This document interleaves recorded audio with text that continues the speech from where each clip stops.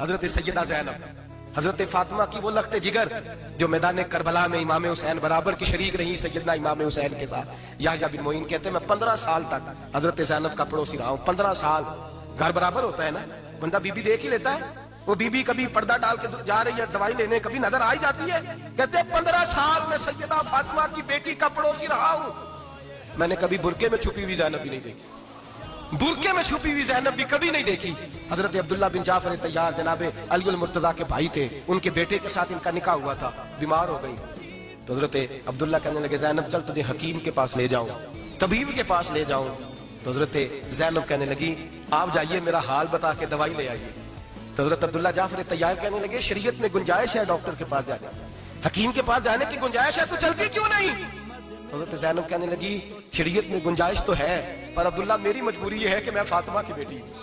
شریعت میں گنجائش تو ہے پر میری مجبوری یہ ہے کہ میں حسین کی بہن ہوں۔ شریعت میں گنجائش ہے پر میں حسن کی بہن ہوں۔